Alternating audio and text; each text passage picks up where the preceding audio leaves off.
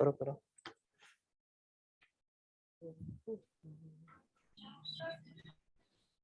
Jain sir. Jain बच्चों, Jain. Good evening बच्चों, very good evening.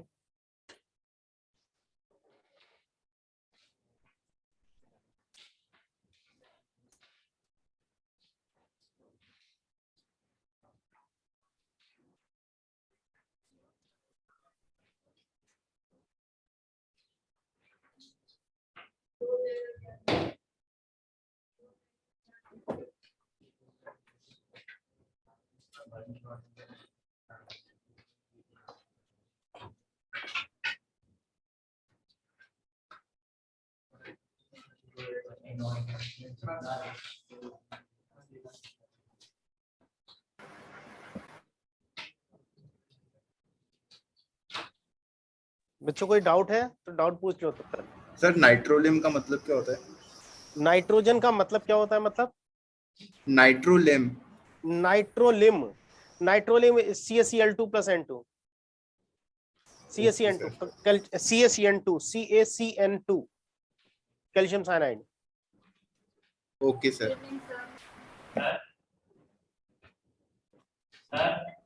हाँ बच्चे, 2 मिनट पीछे वाली स्लाइड दिखा सकते हो, वो रिएक्शन में नॉन मेटल्स वाली मैं डाउट था। बच्चे वो तो मैंने शेयर भी कर दिया है। वेरी गुड इवनिंग बच्चे। सर न्यूक्लियोफिलिसिटी का ऑर्डर डीएमएसओ में रिवर्स क्यों हो जाता है? सर उसमें डाउट था मेरे को। डाउट था? अच्छा सर, उसमें आपने बताया था कि रिएक्शन में नॉन मेटल्स, लेकिन उसमें कंसंट्रेटेड HNO3 के साथ रिएक्शन करानी थी, लेकिन आपने उससे तो रिएक्शन ही नहीं करवाई। क्या चीज बच्चे, क्या चीज, किसके साथ? जो सर रिएक्शन में नॉन मेटल्स था उसमें सर 2 मिनट नहीं पीडीएफ होता सर, कंसंट्रेटेड HNO3 के साथ रिएक्शन करवानी थी, लेकिन आपने सिर्फ P4 + H2O के साथ ही रिएक्शन करानी थी। अच्छा बच्चे, मैंने ये लिखा था ना, कार्बन की ऑक्सीजन के साथ रिएक्शन होगी तो CO2 बन जाएगा, ऐसा लिखा था ना। अच्छा, ये ऑक्सीजन जो, इसको मैं ऐसे भी लिख सकता हूं 2O, ये इस तरीके से लिखी होगी। और ये मैंने कहां से लेकर आया? ट्वाइस HNO3, ट्वाइस की जगह बच्चे 4 कर दे रहा हूं। 4 HNO3 gives twice H2O plus 2 NO2 plus 2O। इन दोनों रिएक्शन को क्लब कर दिया जाए तो ये 2O से 2O कैंसिल हो जाएंगे। तो यहाँ पर HNO3 कार्बन को ऑक्सीडाइज कर रहा है या नहीं? अब समझ में आया बच्चे क्या है ये? Yes sir. अच्छा, तो मैंने ना वो ये वाली रिएक्शन लिखने की जगह तुम्हें डायरेक्टली बता दिया था कि अगर कार्बन का ऑक्सीडेशन होगा कार्बन डाइऑक्साइड बनेगा, सल्फर का ऑक्सीडेशन होगा सल्फेट बनेगा। ये मैंने लिखकर बता दिया था तुम्हें। ओके अजय बच्चे, ब्राउनिंग टेस्ट हम पढ़ेंगे अभी। नाइट्रोसोफेरस सल्फेट का ब्राउन रिंग बनता है, वो हम पढ़ेंगे अभी। अमन KOH हमेशा इवन दे बच्चे, KOH इवन देगा या E2 देगा, ये थोड़ा सा डिसाइड करना मुश्किल है। बस एक सीधी सी बात समझ लो, इवन रिएक्शन कौन सी मैकेनिज्म को फॉलो करती है? यूनिमोलिकुलर होती है, बाइमोलिकुलर होती है? यूनिमोलिकुलर। तो रेट डिटरमाइनिंग स्टेप में सबस्ट्रेट और बेस दोनों पार्टिसिपेट करेंगे, केवल सबस्ट्रेट पार्टिसिपेट करेगा? सबस्ट्रेट। तो बेस स्ट्रांग हो या वीक हो कोई फर्क पड़ेगा या नहीं? नहीं पड़ता। नहीं पड़ता। और E2 में हमें बेस की कंसंट्रेशन भी मैटर करेगी। यस सर, ज्यादा तो लेनी पड़ती है। जब भी हम स्ट्रांग बेस लेंगे तो वो E1 को फॉलो करेगा या E2 को फॉलो करेगा? E2 sir. E2। तो KOH, इथॉक्साइड वगैरह सब क्या किसको प्रेफर करते हैं? E2 को। Okay sir. ठीक है, एक इस एग्जांपल से तो मैं बता देता हूं, उसके बाद हम अपनी क्लास कंटिन्यू करेंगे। मेरे पास एक सबस्ट्रेट मॉलिक्यूल ये वाला है जिसमें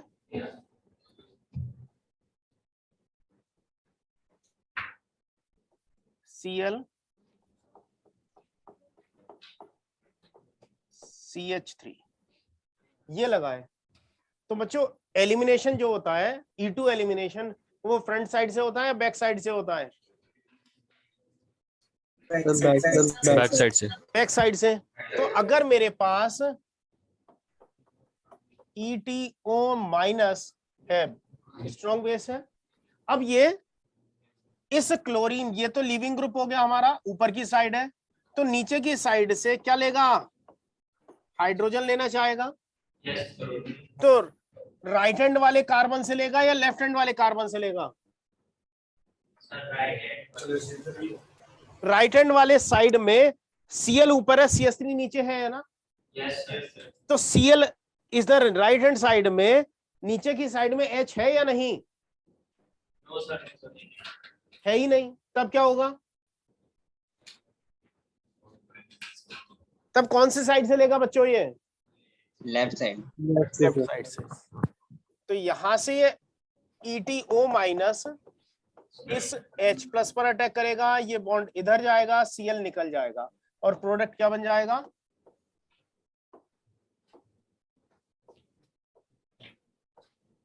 ये बनेगा प्रोडक्ट। ऑब्वियसली CH3 नीचे था, उसको मैंने लाइन से रिप्रेजेंट कर दिया है। बनेगा या नहीं? Yes sir. लेकिन इसमें मोर सब्स्टिट्यूट एल्कीन बना या लेस सब्स्टिट्यूट एल्कीन बना? सर लेस सब्स्टिट्यूट बनना क्या चाहिए था? मोर सब्स्टिट्यूट। लेकिन मोर सब्स्टिट्यूट तो तब बनता ना जब इस साइड में CH3 की जगह H होता है, या H था ही नहीं, इसलिए इसे इधर जाना पड़ा। क्लियर है भाई? अच्छा, अगर बच्चों यहां पर, यहां तो मैंने लिया था ETONA, मींस हमारा ये क्या सा था? Strong base. अगर यहां पर मैं वाटर के साथ इसे हीट कर दूं, वाटर के साथ हीट कर दूं, तो वाटर क्या है बच्चों? पोलर प्रोटिक सॉल्वेंट है। अब ये इवन मैकेनिज्म को फॉलो करेगा। पहले क्या होगा? क्लोरीन टूटेगा, कार्बोकैटायन बनेगा। Yes sir. तो पहले यहां पर CH3 और ये कार्बोकैटायन बन गया। अब तो ये H हट सकता है ना यहां से बच्चों। 1,2 हाइड्राइड शिफ्ट हो जाएगी, कार्बोकैटायन शिफ्ट हो जाएगा। Yes sir. Yes sir. और उसके बाद क्या प्रोडक्ट बन जाएगा? मोर सब्स्टिट्यूट एल्कीन बन जाएगा। Yes sir. बच्चों पहले कार्बोकैटायन इधर आ जाएगा, फिर इधर से या इधर से किधर से भी हाइड्रोजन निकाल देंगे। सर ये Cl क्यों निकला पहले? बच्चे लीविंग ग्रुप है ना बच्चे। ये वाला पाथ जो था ये E2 पाथ था, और ये वाला पाथ कौन सा है? E1 पाथ है,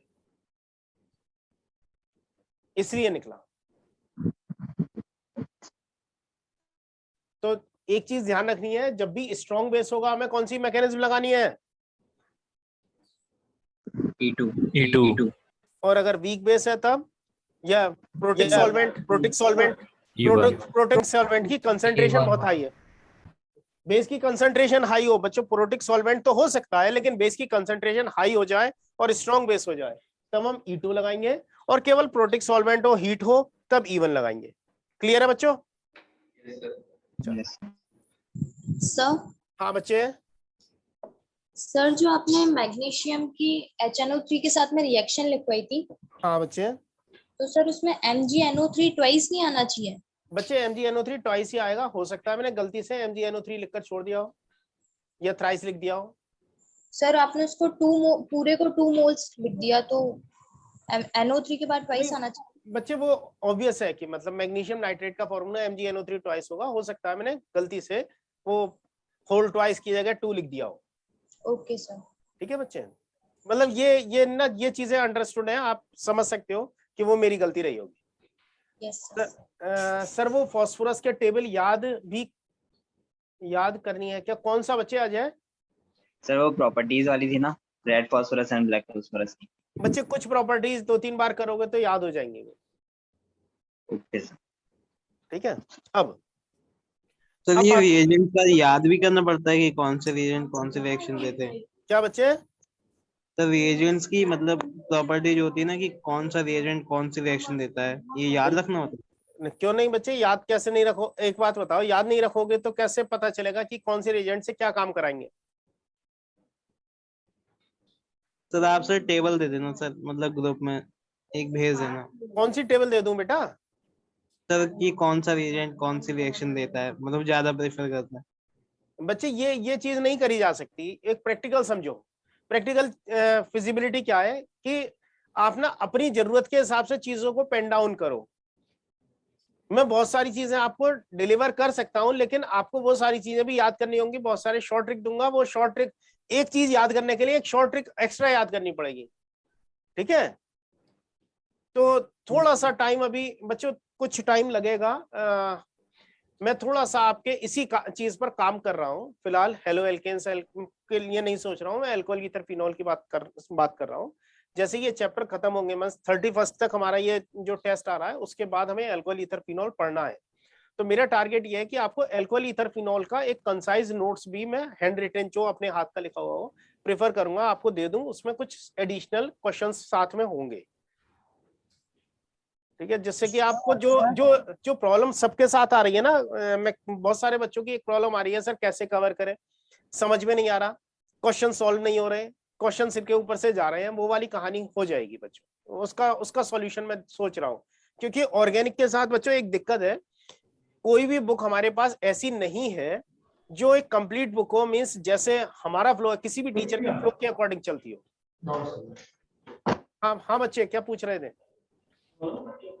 और मैं ये कह रहा था सर कि आपने कहा था ना कि पी ब्लॉक के बाद आप एक डाउट क्लास लोगे, 2-3 डाउट क्लास लोगे। हेलो बच्चे पहले ये वाला चैप्टर तो खत्म हो, पी ब्लॉक तो कंप्लीट हो, पी ब्लॉक ऑक्सीडेशन हाँ, रिडक्शन हो। हाँ सर, मतलब उसके बाद आपने कहा था ना, उसके बाद बच्चे एक्स्ट्रा क्लास करूंगा, वो रेगुलर क्लास में नहीं करूंगा, ठीक है? उसमें एक्स्ट्रा क्लास में ये होगा, आपकी मर्जी है, आप अटेंड करना चाहते हो कर लो, नहीं करना चाहो तो किसी का लॉस नहीं होगा। सर पर मॉड्यूल भिजवा देते तो अच्छा होता, यानी कि बच्चे अल्काइल का सॉफ्ट कॉपी नहीं मिली अभी तक। अभी तक आपके पास मॉड्यूल नहीं पहुंचा है? नहीं पहुंचा सर। आ गए। आगे सर कल आए थे। नहीं सर मेरे पास नहीं पहुंचा अभी। नहीं है सर, बच्चों आप में से कुछ के पास पहुंच गए हैं, कुछ के पास नहीं पहुंचे हैं। बड़ा क्या बताऊं बच्चों, कुछ चीजें मेरे हाथ में भी नहीं है। आई विल ट्राई कि मैं तुम्हें कुछ अवेलेबल करवा पाऊं। मतलब जो मुझे पता चला था वो ये था कि विद इन ए वीक आपके पास पहुंच जाएगा। सर आप ग्रुप में पीडीएफ डाल देना, हम उस पे कर लेंगे अभी। ठीक है बच्चे, ठीक है। सर एक पी ब्लॉक से ना आपसे एक चीज पूछनी थी। कुछ बच्चे मान तो इनऑर्गेनिक में हमें मतलब बहुत कुछ रटना पड़ता है। हाँ। लेकिन सर एक बार ना थोड़ा मतलब हमें बता देते कि कब रिएक्शन कैसे होनी है, क्योंकि सर ऐसे तो एंड में जाके बहुत कंफ्यूजन हो जाएगी, कब हमें रिडक्शन करनी है, ऑक्सीडेशन करनी है, पता नहीं क्या चल रहा होता है, और कभी वही मेंटेन रहती है। अच्छा सर कब मतलब अगर हम सब कुछ रट भी लेंगे ना सर, फिर भी पेपर में जाके याद यही कंफ्यूजन रहेगी कि उसके आगे 2 लिखा था या 3 लिखा था। चलो वो तो बैलेंस करने वाला अलग पार्ट है। एक सर बैलेंस नहीं, वो NO2 मतलब बन रहा है, यहाँ पे NO3 बन रहा है, वो हमें सर रिडक्शन ऑक्सीडेशन से ही पता चलेगा। बच्चे एक बात बताओ, 10th क्लास में आपने कुछ बेसिक रिएक्शंस पढ़ी थी ना, type of reactions? Yes sir, हल्की तो वो सर डिस्प्लेसमेंट, डबल डिस्प्लेसमेंट वाली पढ़ी थी। डिस्प्लेसमेंट पढ़ी थी, डबल डिस्प्लेसमेंट पढ़ी थी, और भी कोई पढ़ी थी? एडिशन रिएक्शन, कंबशन रिएक्शन, ये भी पढ़ी थी, और साथ में एक रेडॉक्स रिएक्शन भी पढ़ी थी। ठीक है। अब जितनी भी रिएक्शंस हैं वो सब इन्हीं कैटेगरीज में। अब वो रेडॉक्स रिएक्शन अगर सिंगल एलिमेंट का ऑक्सीडेशन और रिडक्शन दोनों हो रहे हैं तो उसको हम डिस्प्रोपोर्शनेशन कहते हैं। दो अलग अलग ऑक्सीडेशन स्टेट से कॉमन ऑक्सीडेशन स्टेट में जा रहा है तो उसको कम प्रोपोर्शनेशन कह देते हैं। वो भी एक टाइप की हमारी डिस्प्रोपोर्शनेशन रिएक्शन होती है। ठीक है। अब ऐसा कोई एलिमेंट क्यों करता है, एक चीज समझो। अगर मैं बात करूं HNO3 की, HNO3 का ऑक्सीडेशन हो सकता है क्या? No sir. नो सर, क्योंकि नाइट्रोजन अपनी हाईएस्ट पॉसिबल ऑक्सीडेशन स्टेट में है। Yes sir. तो ये 2-3 काम कर सकता है। पहला तो ये एसिड की तरह बिहेव कर सकता है,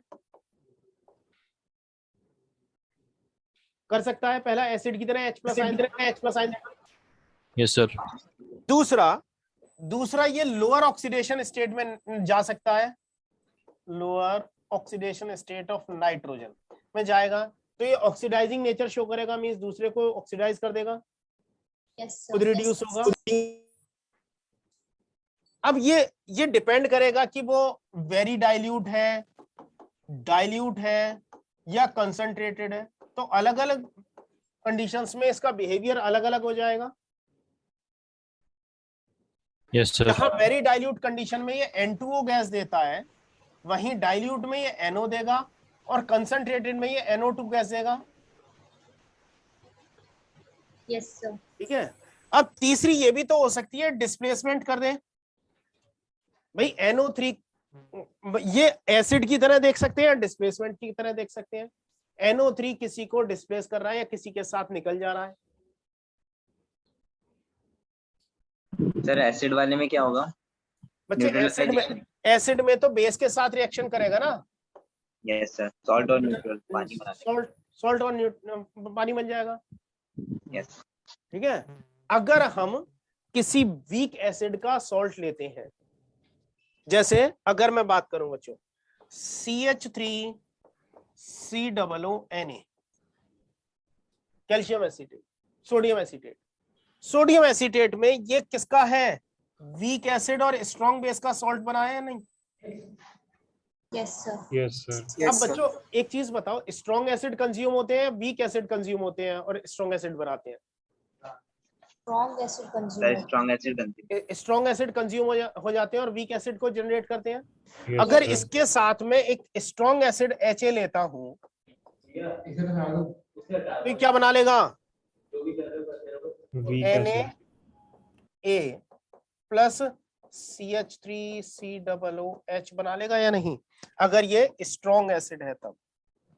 यस सर। तो अगर HNO3 के साथ कोई और हम ऐसा सॉल्ट लेते हैं तो वहां से एक डिस्प्लेसमेंट कैटेगरी की रिएक्शन भी शो करेगा या नहीं? Yes sir. तो इसके अलावा कोई और कैटेगरी हमें देखने को नहीं मिल रही है। सर थोड़ा ना ये वाली चीज हर उसमें कैटेगराइज कर देना, जैसे मॉलिक्यूल जो भी आते रहते हैं ना। बच्चे इतनी सारी रिएक्शंस ना कैटेगराइज नहीं की जा सकती है, वही तो दिक्कत आ रही है सर हमारे साथ भी। सर मैं मानता हूँ कि बार बार पढ़ने से याद होगा, लेकिन फिर वो कंफ्यूजन रहेगी हर बार। वो तो करत अभ्यास के जड़वत खुद सुधार, मतलब जितनी हम प्रैक्टिस करते हैं उतनी चीजें हमें ज्यादा अच्छे से प्रिपेयर हो जाती है। कुछ मेहनत तुम करो, कुछ मैं तुम्हारी हेल्प करता रहूंगा। ठीक है। हर क्लास में तुम मुझसे शुरुआत में कुछ ना कुछ क्वेश्चन पूछते हो, मैं बताता रहता हूँ, वही काम हम करते रहेंगे। चलो अब बात कर रहे हैं फॉस्फीन के प्रिपरेशन की। फॉस्फीन का प्रिपरेशन करना है। फॉस्फीन का प्रिपरेशन बच्चों बहुत इंपॉर्टेंट रिएक्शन है। हमने लिया P4 plus 3NaOH plus 3H2O। बच्चों इस रिएक्शन की इंपॉर्टेंस बहुत ज्यादा है, इसलिए मैं कह रहा हूं बहुत इंपॉर्टेंट है, और इसको मैं मार्क कर रहा हूं 133 नंबर से। मतलब ये मैंने भी ऐसे ही याद की हुई है, इसीलिए मैं बताता हूं कि यहाँ पर स्टोइशियोमेट्रिक कोएफिशिएंट P फॉस्फोरस का 1 है, NaOH का और वाटर के स्टोइशियोमेट्रिक कोएफिशिएंट 33 है, तो 133 नंबर है। मींस कि इसमें फॉस्फोरस, NaOH और वाटर का जो मोल रेशो है 1:3:3 होगा। ठीक है। जब ये आपस में हम क्या कर रहे हैं, फॉस्फोरस की रिएक्शन किसके साथ करा रहे हैं? NaOH और वाटर के साथ कराते हैं या एक्वस NaOH के साथ कराते हैं, तो क्या चीज बनानी है हमें? फॉस्फीन। तो फॉस्फीन बन गया प्लस 3NaH2PO2।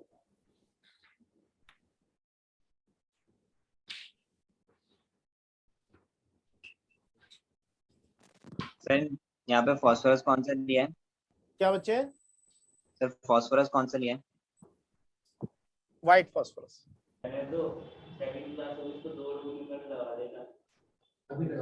ठीक है। व्हाइट फॉस्फोरस तो अनस्टेबल होता है ना बच्चे? अनस्टेबल होता है, रिएक्ट भी तो तेजी से करेगा ना। Yes sir. इसलिए अब जरा ध्यान दो, यहां पर मुझे क्या मिल गया, एक तो फॉस्फीन गैस मिल गई और साथ में मुझे क्या मिल गया, सोडियम हाइपो फॉस्फाइड। क्या मिलता है बच्चों साथ में, सोडियम हाइपोफॉस्फाइड मिलता है। और इस रिएक्शन को बहुत बार पूछा गया है, नीट में भी, जेई में भी, डायरेक्टली और इनडायरेक्टली बहुत बार पूछा गया है बच्चों इस रिएक्शन। अब बच्चों इसमें फास्फोरस की ऑक्सीडेशन स्टेट क्या है, 0 0 Yes, sir. -3 Hello. और यहां पर +1 +1 3 कहां पहुंचा दी बेटा। Yes sir. तो ऑक्सीजन फास्फोरस का 0 से -3 में क्या हो रहा है, रिडक्शन, और +1 में ऑक्सीडेशन है। एक ही एलिमेंट जो सिंगल ऑक्सीडेशन स्टेट से था वो ऑक्सीडाइज भी हो रहा है और रिड्यूस भी हो रहा है। तो ऐसी रिएक्शंस को हम क्या बोलते हैं, डिस्प्रोपोर्शनेशन।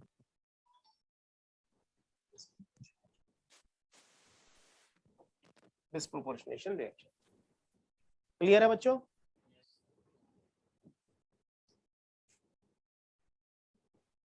अब इसका एक रिएक्शन, पहली रिएक्शन तो ये हो गई, दूसरी रिएक्शन देखें।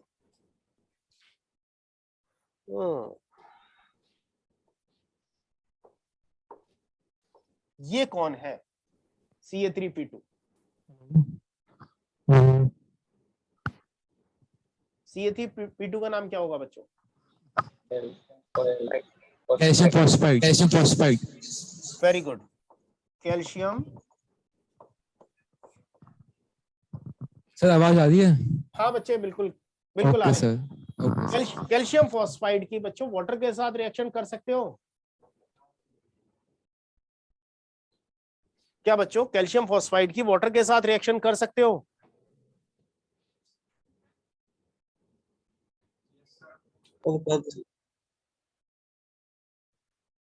कैल्शियम फॉस्फाइड जब वाटर के साथ रिएक्शन करेगा तो क्या बनाएगा, फॉस्फीन बना लेगा और साथ में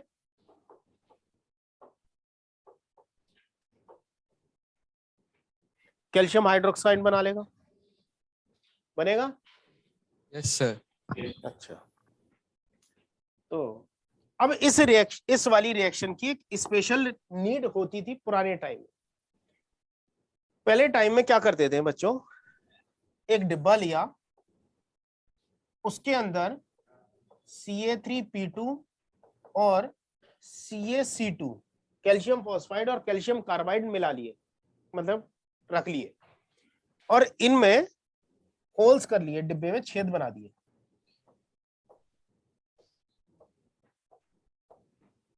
और इस डिब्बे को जब सेल करते थे अपने जहाजों को, पानी के जहाजों को, बोट्स को, तो पानी में डाल देते थे रात के टाइम। तो कैल्शियम फॉस्फाइड क्या बनाएगा, फॉस्फीन बनाएगा ना। Yes, sir. और कैल्शियम कार्बाइड क्या बनाएगा, कार्बन। CaC2 बनाएगा बच्चों, एसिटिलीन C2H2। तो यहां से मुझे क्या मिला, PH3, और यहां से क्या मिला, C2H2। और बच्चों एयर में ऑक्सीजन होती ही है साथ में। Yes, sir. अब इसमें एक चीज और होती है, जब फॉस्फीन बनता है तो साथ में थोड़ा सा अमाउंट P2H4 का भी बनता है, स्मॉल अमाउंट P2H4 का, फॉस्फोसाइन का बनता है। ये बच्चों हाईली अनस्टेबल है और डिकम्पोज होता है, टूट जाता है, तो हीट एनर्जी, लाइट, मतलब लाइट के फॉर्म में वो फायर जनरेट करता है। अगर आग लगेगी तो ये फ्यूल हो गया C2H2 और ऑक्सीजन का मिक्सचर, ये इसमें आग लग जाएगी या नहीं, क्यों बच्चों। Yes, sir. तो जब इस डिब्बे को पानी में डाल दिया, उसमें से जो गैस निकल कर आ रही है उसमें थोड़ा सा अमाउंट P2H4 का है। जैसे ही हवा में आया वो टूटा और उसने क्या बना लिया, फायर जनरेट की, और इस फायर ने इस कंबस्टेबल मिक्सचर को आग लगा दी। तो पानी के ऊपर आग जलती हुई दिखाई देगी या नहीं? देनी तो चाहिए सर। क्या बच्चे? देनी चाहिए। अंधेरे में तो यह आग बहुत दूर तक दिखाई देगी। Yes sir. पुराने टाइम में जो शिप अपनी सेल करते थे वो क्या करते थे, यही काम करते थे, इसको पानी में डाल देते थे, उसमें से जो आग निकलती थी उससे एक सिग्नल जाता था। इन सिग्नल्स को बोलते थे, लाइट सिग्नल होते थे, जिनको बोला जाता था होम्स, HOLMS सिग्नल। ये रात के टाइम में सी नेविगेशन में यूज किया जाता था, अब नहीं किया जाता है। पुराने टाइम में, बहुत पुराने टाइम में, वो पायरेट्स जब होते थे उस टाइम में, समुद्री लुटेरे जो होते थे। हाँ बच्चे, सर एक बार आग लगने वाला रिपीट करना। यस सर, ये वाला रिपीट। अरे आग लगना यार बहुत आसान सी चीज है। एक बात बताओ, आपके घर में गैस पाइपलाइन है या सिलेंडर है, जो भी है, उसमें कुछ फ्यूल होगा ना? होता है सर। अच्छा, अगर उसे ऑन करते हैं तो क्या केवल फ्यूल होता है या फ्यूल के साथ ऑक्सीजन का भी मिल जाती है? मिल जाती है सर। एयर की ऑक्सीजन उससे मिल जाती है, तो फ्यूल और ऑक्सीजन का मिक्सचर कंबस्टेबल मिक्सचर बन जाता है। Yes sir. अगर उसे कहीं से भी आग दिखाई दे, आग मिले, तो वो जलने लगेगा या नहीं? जलेगा सर। बस यही काम वहां पर हो रहा है। ये क्या कर रहा है, P2H4 डिकम्पोज होकर फायर जनरेट कर रहा है, और ये क्या है, हमारा कंबस्टेबल मिक्सचर है, तो इसने आग पकड़ ली। तो इसको पानी में डाल देते थे। क्या बच्चे? इसको पानी में डालते थे। इसको कैल्शियम फॉस्फाइड को, कैल्शियम कार्बाइड को पानी में डालते थे ना। ठीक है सर। तो कैल्शियम फॉस्फाइड क्या बनाएगा, फॉस्फीन बनाएगा, और साथ में थोड़ा सा अमाउंट P2H4 का बनेगा। कैल्शियम कार्बाइड C2H2 बनाएगा, और ये C2H2 क्या करेगा, ऑक्सीजन के साथ कंबस्टेबल मिक्सचर बना लेगा। यार तो ये जो P2H4 है, ये आपने ऊपर वाली रिएक्शन में क्यों नहीं लिखा सर? बच्चे बहुत माइनर अमाउंट है, बहुत स्मॉल अमाउंट है, इसलिए नहीं लिखा है। सर हर कार्बन का कंपाउंड एयर में आते ही हो जाता है। क्या बच्चे? हर कार्बन का कंपाउंड एयर में आते ही आग पकड़ लेता है। कार्बन का हर एक कंपाउंड आग में आते ही नहीं बच्चे, ऐसा तो नहीं है बच्चे। हमारी बॉडी ऑर्गेनिक कंपाउंड से मिलकर बनी है ना। Yes sir. तो ऐसा तो नहीं है ना हम अपने ऊपर फायर एक्सटिंग्विशर टांग कर चल रहे हैं कि आग लग जाएगी बुझा लेंगे। कॉपी में देखना नीचे वाला कर लिया बच्चों नोट? Sir 1 minute.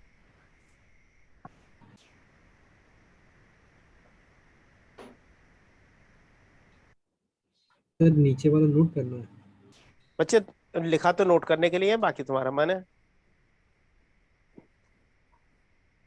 सर ये जो फायर होती थी वो पानी के ऊपर दिखाई देती थी। बच्चे आग तो पानी, जब गैसियस मिक्सचर हवा में आएगा तभी तो आग लगेगी। ऑक्सीजन कहाँ मिलेगी उसे? एयर में। एयर में। तो जब वो ये गैसियस मिक्सचर एयर में आएगा तभी ऑक्सीजन के साथ कंबस्टेबल मिक्सचर बनेगा ना। Yes sir.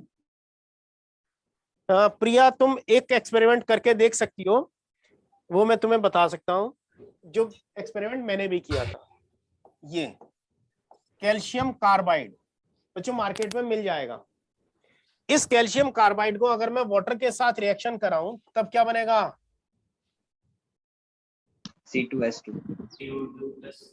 C2H2 plus CaOH का होल ट्वाइस। एयर में एसिटिलीन ऑक्सीजन के साथ कंबस्टेबल मिक्सचर बनाएगी। देन व्हाट वी डू, एक बच्चों पुराने जमाने में, मतलब आज से लगभग 15-20 साल पहले, ये पाउच नहीं आते थे मसाले के, गुटके के। पहले ना टीन के डिब्बे आते थे छोटे छोटे,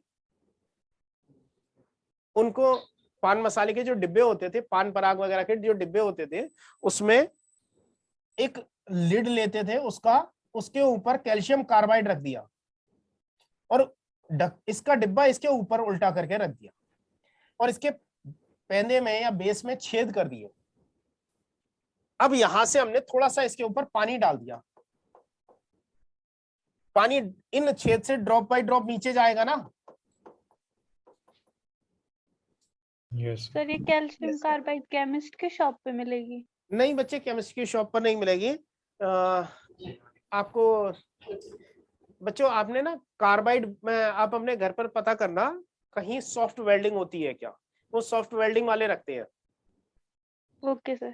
ठीक है, तो वहां से पानी नीचे जाएगा, एसिडलीन बनेगी। यहाँ पर अंदर ऑक्सीजन है ही, तो यहाँ पर अंदर क्या मिल गया, एक कंबस्टेबल मिक्सचर इकट्ठा हो गया एसिडलीन और ऑक्सीजन का। Yes sir. उसके बाद हम इसके ऊपर एक जलती हुई फायर स्टिक ले जाते थे, क्या होगा, आग लगेगी। आग लगेगी तो ये एक्सप्लोड करेगा और ये ढक्कन तो नीचे रह जाता था और डिब्बा उड़कर हवा में चला जाता था। तो ऐसा प्रैक्टिकल मतलब ऐसा केस हमने करके देखे हैं। ये करे जा सकते हैं, आसान से एक्सपेरिमेंट होते हैं, लेकिन ये किसी की कस्टडी में करने चाहिए, क्योंकि कैल्शियम कार्बोनेट हमारे हाथ से भी मॉइस्चर ले सकता है, हाथ को भी जला, हाथ में वो स्किन खराब कर सकता है। सॉफ्ट वेल्डिंग क्या होती है? सॉफ्ट वेल्डिंग क्या होती है बच्चे, एक तो वो स्पार्क वाली वेल्डिंग होती है, दूसरी अगर हमारे घर में कोई एल्यूमिनियम का या ब्रास का कोई सामान है, अगर वो खराब हो जाए, उसमें छेद निकल आए, तो उसको बंद करने के लिए थोड़ी सॉफ्ट वेल्डिंग करते हैं हम। ठीक है, उसमें ऑक्सी एसिटिलीन टॉर्च यूज करते हैं, ऑक्सी एसिटिलीन वेल्डिंग बोलते हैं उसको। चलो बताऊंगा बच्चों, मतलब चक्कर ये है कि इन एडिशनल चीजों के लिए ना टाइम बहुत कम है। I have loads of information जो इस तरह से रियल लाइफ से रिलेटेड है, लेकिन वो शेयर करने में टाइम बहुत वेस्ट होता है। अब बात करते हैं बच्चों फास्फोरस के ऑक्साइड की। तो नाइट ग्रुप 15 की अगर हम बात करते हैं, ग्रुप 15 ऐसे पकड़ूंगा।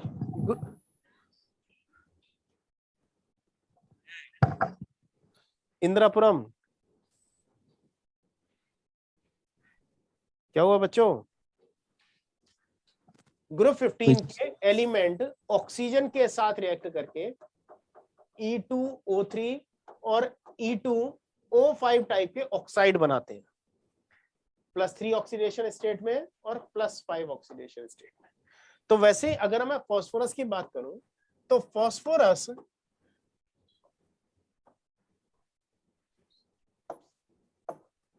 ऑक्सीजन के साथ रिएक्ट करके दो तरह के प्रोडक्ट बनाता है, एक तो P4O6 और दूसरे P4O10।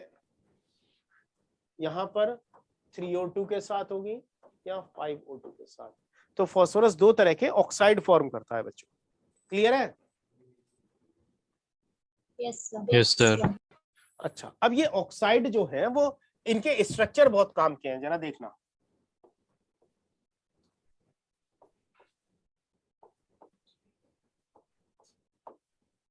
चार फास्फोरस एटम प्लस में लिख लिए, दो हॉरिजॉन्टल दो वर्टिकल। अब इनके ऑक्साइड अगर मुझे फॉर्म करने हैं, 1 2 3 4, 4 ऑक्सीजन शेयर हो गए, 5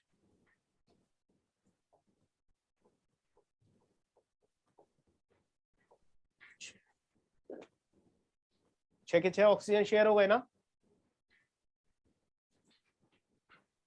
हर एक फास्फोरस के पास एक लोन पेयर भी होगा।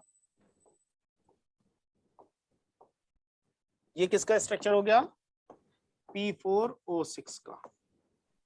बच्चों फटाफट ये स्ट्रक्चर बनाओ और इसके साथ फैक्ट लिखो। नंबर ऑफ POP लिंकेज कितनी है? फास्फोरस ऑक्सीजन फास्फोरस लिंकेज कितनी है बच्चों? 6। Very good. Hybridisation of phosphorus sp3 yes lone pair on phosphorus atoms 1 each phosphorus, 1 on each. 1 degree phosphorus. हर एक फॉस्फोरस के पास एक लोन पेयर भी होगा। क्लियर है बच्चों? Yes sir. Yes, sir. अब इसके बाद दूसरा देखते हैं, P4O10। बच्चों नोट कर लिया ये? नहीं सर, सर ये आपने लोन एक नहीं हुआ, एक मिनट। क्या बच्चे, हर एक फॉस्फोरस के पास एक लोन पेयर है ना? Yes sir. तो यही तो मैं बता रहा हूँ कि हर एक फॉस्फोरस के पास एक एक लोन पेयर है।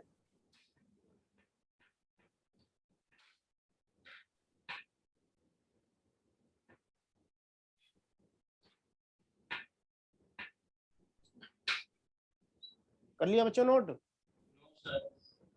चलो अब बच्चों सर मुझे, आपसे एक चीज पूछनी थी। हाँ जो आपने प्रिपरेशन अभी 2 बताई, हाँ, जब मैं एनसीईआरटी पढ़ रहा था तो उसमें फॉस्फीन की प्रिपरेशन कोई और मेथड से, जैसे कि ऑर्थोफॉस्फोरस एसिड से भी बताई हुई थी, तो उसे प्रिपरेशन में क्यों नहीं गिनते? और ऑर्थोफॉस्फोरस एसिड से बच्चों डिस्प्रोपोर्शनेट करते हैं हम। ऑर्थोफॉस्फोरस एसिड का डिस्प्रोपोर्शनेशन हो रहा होगा, PS3 और ऑर्थोफॉस्फोरिक एसिड बन रहा होगा। यही है बच्चे? नहीं, उसको फॉस्फीन के, हाँ सर यही है। ये बच्चे, वो मैं ना अभी आगे आऊंगा वहां पर, फॉस्फोरस के ऑक्सो एसिड पर आता है, वहां पर पढ़ाऊंगा। ठीक है, सारे यानी एसिड कि वैसी टाइप की प्रिपरेशन को प्रिपरेशन बच्चे, नहीं कहते फॉस्फीन नहीं की? नहीं बच्चे, वो भी प्रिपरेशन ही है, बस मैंने वहां यहाँ इसलिए नहीं बताई क्योंकि मैं अभी तुम्हें फॉस्फोरस के ऑक्सो एसिड बताऊंगा, इसलिए नहीं बताया। Yes sir. ठीक है, अभी बताऊंगा, वो इसके आगे आने वाले हैं ऑक्सो एसिड और फॉस्फोरस, वो वहां पर मैं बताऊंगा। नोट कर लिया बच्चों ये? Yes, sir. अब मुझे P4O10 चाहिए। O10 थोड़ा सा मॉडिफिकेशन और कर दूं इसमें, काम हमारा हो जाएगा।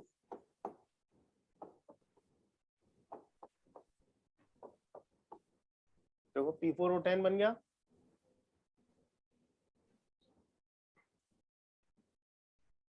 P4O6 में मैंने 4 ऑक्सीजन और जोड़ दिए।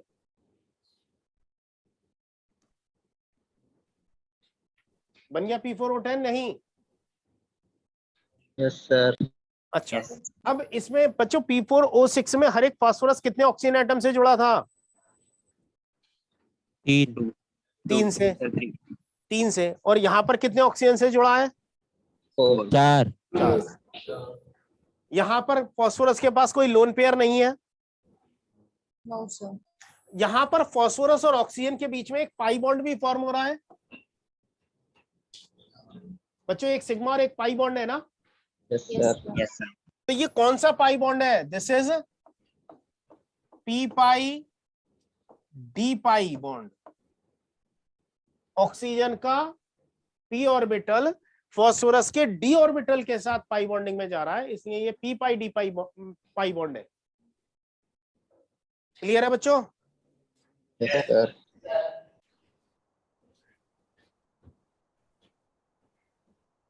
लिया सर। लिख लिया। नेक्स्ट देखते हैं। It is dimer and it exist as, बच्चों it exist as a dimer. अब ये प्रिपेयर कर रहे हैं, कैसे कर रहे हैं? ऑक्सीजन की लिमिटेड सप्लाई में कर रहे हैं, जब ये गैसियस स्टेट में हो। दोनों बनेंगे, P4O6 भी बनेगा, P4O10 भी बनेगा। सॉरी, डाइमर में एग्जिस्ट क्यों करता है? बच्चे ये इस अपने स्ट्रक्चर की वजह से डाइमर के फॉर्म में एग्जिस्ट करेगा ना बच्चे। P2O3 एग्जिस्ट नहीं करता, क्या एग्जिस्ट करता है? P4O6 एग्जिस्ट करता है बच्चे। P4O6 का ही तो स्ट्रक्चर देखा था अभी हमने। हाँ सर। आधा स्ट्रक्चर तो एग्जिस्ट ही नहीं करेगा ना, इसलिए तो एग्जिस्ट किस फॉर्म में करता है? P2O3 फास्फोरस ट्राइऑक्साइड लिखा है, लेकिन होता क्या है? टेट्राफॉस्फोरस हेक्साऑक्साइड होता है, P4O6 होता है। तो उसको भी हम क्या बोलते हैं? फास्फोरस ट्राइऑक्साइड ही कहते हैं। ठीक है, सर इसमें P2O6 लिखा है, P4O6 होगा ना? हाँ बच्चे, ये P4 होगा, P4। Okay sir. On lowering the temperature using condenser, P4O6 remain in gaseous whereas P4O10 condense. अगर ठंडा करेंगे जिसका मोलर मास ज्यादा है उसकी वोलेटिलिटी कम होती है, वो कंडेंस हो जाता है, तो P4O10 कंडेंस हो जाएगा, P4O6 वेपर फेज में रह जाएगा। Which is stored by glass wool, जो ग्लास वूल लगाकर हम रोक लेते हैं। On passing the remaining gaseous mixture through freezing mixture, it converts into colorless crystalline P4। अचानक से उसे ठंडा कर दिया जाए तो वो किस में कन्वर्ट हो जाता है? P4O6 के क्रिस्टल्स में कन्वर्ट हो जाता है। ये कहानी है, एक बार गो थ्रू हो गए समझ में आ जाएगी। कोई डाउट है तो मेरे से पूछ लो बच्चों, अभी मत लिखना, ये इसका मैं स्लाइड अभी शेयर कर दूंगा, आप उस पर नोट कर लेना। नेक्स्ट प्रॉपर्टीज की बात करें, कलरलेस क्रिस्टलाइन सॉलिड है, मेल्टिंग पॉइंट 23.8 और बॉइलिंग पॉइंट 178 है। इसका मतलब क्या है बच्चों?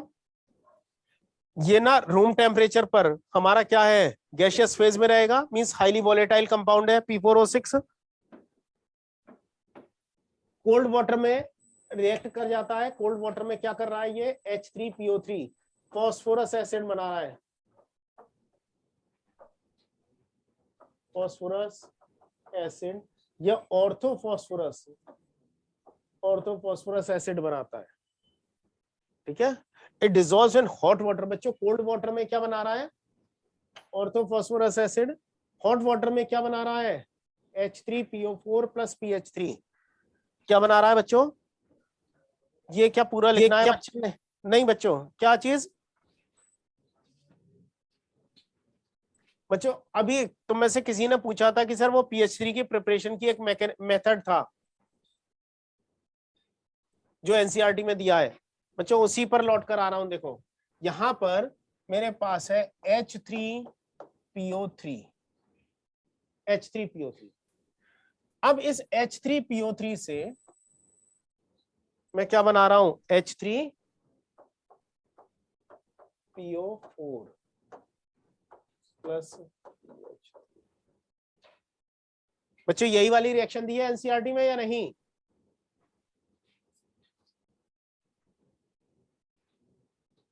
कहाँ चले गए? सर दी होगी। नहीं, तुम में से किसी ने पूछा था बच्चे, मुझे नाम उसका याद नहीं है, किसने पूछा था? +3 +5 -3 डिस्प्रोपोर्शनेशन कैटेगरी की रिएक्शन हो गई है। देखना बच्चों, कोल्ड वाटर में H3PO3 बना, हॉट वाटर में भी H3PO3 पहले बना होगा, जो कि डिस्प्रोपोर्शनेट होकर किस में कन्वर्ट हो जाएगा? H3PO4 और PH3 में। समझ में आ गई बात? नॉर्मल वाटर होता वो किस में जाता? क्या बच्चे? नॉर्मल वाटर बच्चे यहाँ पर टेम्परेचर कंडीशन स्पेसिफाई नहीं की गई है। ओके सर, ठीक है, तो ये इतना क्रिएटिव क्वेश्चन कहां से लाते हो? ये स्लोली ऑक्सीडाइज किस में हो जाता है? P4O10 में, ट्वाइस O2 होगा बच्चों। ये ऑक्सीजन के साथ स्लोली किस में कन्वर्ट हो जाता है? P4O10 में। क्लियर है?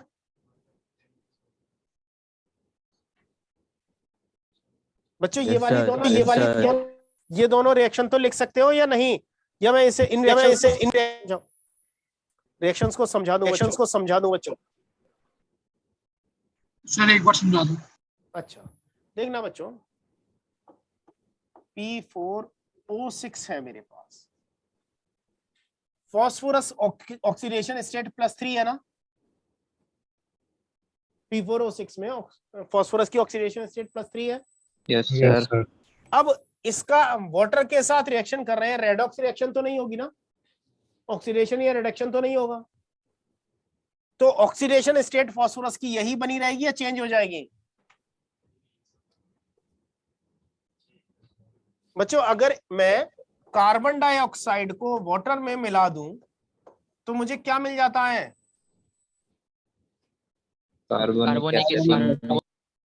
H2CO3। कार्बन डाइऑक्साइड में और H2CO3 में कार्बन की ऑक्सीडेशन स्टेट बताओ। +4। वाटर में ऑक्साइड किस में कन्वर्ट हो गया? नॉन मेटल ऑक्साइड है तो एसिड में कन्वर्ट हो गया या नहीं? तो ये मैं क्या कह रहा हूं, नॉन मेटल ऑक्साइड, और ये किस में कन्वर्ट हो गया, ऑक्सो एसिड में कन्वर्ट हो गया। क्लियर? तो ये भी तो नॉन मेटल ऑक्साइड है P4O6। अगर इसे मैं पानी में डिसॉल्व करूंगा तो ये किस में कन्वर्ट हो जाएगा, ऑक्सो एसिड में कन्वर्ट होगा या नहीं? Yes sir. तो यहां पर ये किस में कन्वर्ट हो रहा है, H3PO3 में, जहां पर फास्फोरस की ऑक्सीडेशन स्टेट +3 है। क्लियर बच्चों? यस। चलो नेक्स्ट देखते हैं, फास्फोरस पेंटा ऑक्साइड। ये भी डाइमर के फॉर्म में P4O10 के फॉर्म में एग्जिस्ट करता है। इसको बच्चों समटाइम्स P2O5 भी लिख देते हैं, लेकिन बेहतर तरीका क्या होगा, हम इसको P4O10 ही कहें। कैसे बन रहा है, कंप्लीट कंबशन हो गया, कंप्लीटली बर्न हो गया ऑक्सीजन की प्रेजेंस में, ये किस में कन्वर्ट हो जाता है, P4O10 में। ठीक है, व्हाइट कलर का पाउडर है, नॉन मेटल ऑक्साइड है, और नॉन मेटल ऑक्साइड या तो न्यूट्रल होते हैं या एसिडिक होते हैं। जैसे जैसे सेंट्रल एटम की ऑक्सीडेशन स्टेट बढ़ती है, एसिडिक नेचर बढ़ती जाती है, तो ये नॉन मेटल ऑक्साइड कैसा है, एसिडिक नेचर का है। क्योंकि ये वाटर के साथ रिएक्ट कर सकता है और ऑर्थोफॉस्फोरिक एसिड बना सकता है, तो इसीलिए हम इससे क्या कर रहे हैं, ये ऑर्थोफॉस्फोरिक एसिड का एनहाइड्राइड है। ये अभी हम देखेंगे बच्चों। सबलाइम कर जाता है कब, जब हम इसे 250 डिग्री सेल्सियस पर हीट करते हैं। वाटर में डिसॉल्व होने पर HPO3 दैट इज मेटा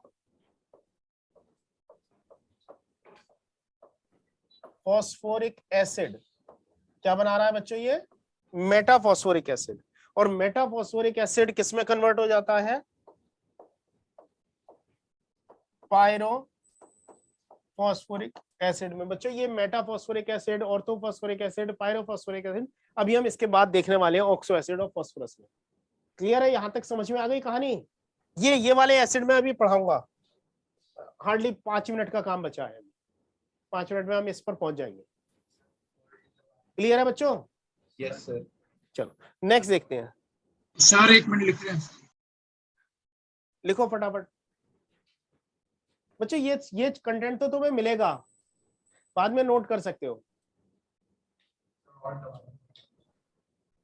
चलो, कंसंट्रेटेड H2SO4 को एनहाइड्राइड बनाता है, डिहाइड्रेट करता है। क्या हो गया? हाँ बच्चों, आगरा वालों क्या हुआ? नहीं सर, वो बच्चों माइक ऑफ कर लो। बच्चों P4O10 जो है, P4O10 ये एक strong dehydrating agent,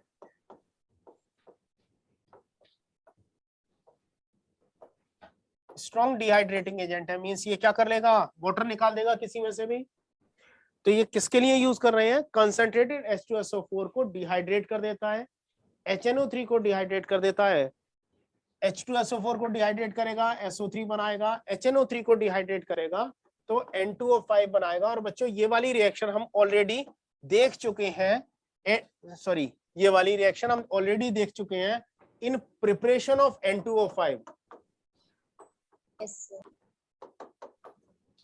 preparation of N2O5 में हम देख चुके हैं कि P4O10 HNO3 को एनहाइड्राइड करके क्या बना रहा है, HNO3 से N2O5 बना रहा है। वैसे ही अगर मैं सल्फ्यूरिक एसिड लेता हूं तो H2SO4 को मैं इस तरह से लिख रहा हूं, देखना H2O.SO3। अब ये H2O को अगर ये ले जाएगा तो SO3 बचेगा या नहीं?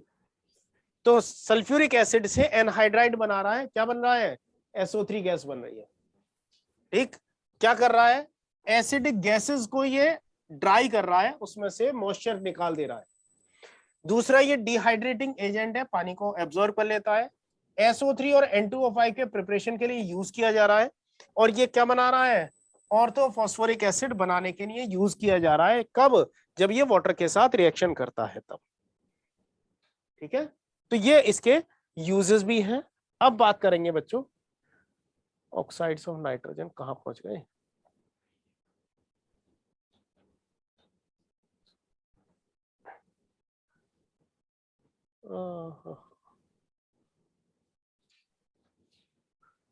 चलो अब बच्चों बात करते हैं ऑक्सो एसिड्स। ऑक्सो एसिड्स की बच्चों, ऑक्सो एसिड आपने नाम सुना है पहले कभी? Yes sir. क्या होते हैं ऑक्सो एसिड? सर ये नहीं पता। ये नहीं पता बच्चों, आज मैं बता रहा हूं, आपको याद भी रहेगा, कोई दिक्कत नहीं है। C डबल बॉन्ड O कौन सा फंक्शनल ग्रुप है बच्चों? ये कीटोन। कीटोन। ये एल्डिहाइड भी तो हो सकता था ये। Yes sir. चलो मैं ये मान लेता हूं इधर दोनों तरफ कार्बन लगी, या एक तरफ कार्बन के साथ हाइड्रोजन लगा है, कार्बन की जगह हाइड्रोजन लगा है। बच्चों अगर किसी ऑर्गेनिक कंपाउंड में कीटोन के साथ एक कार्बोक्सिलिक फंक्शनल ग्रुप भी हो, कौन से ग्रुप है? COOH और CHO या फिर कीटोन, तो इसमें प्रिंसिपल फंक्शनल ग्रुप कौन सा होता है बच्चों? कार्बोक्सिलिक ये तो हो जाता है प्रिंसिपल फंक्शनल ग्रुप। अब इस ग्रुप को as a functional group treat करते हैं या सब्स्टिट्यूएंट ट्रीट करते हैं? सब्स्टिट्यूएंट। तो सब्स्टिट्यूएंट के लिए हम क्या यूज करते हैं? प्रीफिक्स। Yes sir. यस। और कीटोन का प्रीफिक्स क्या होता है? Oxo.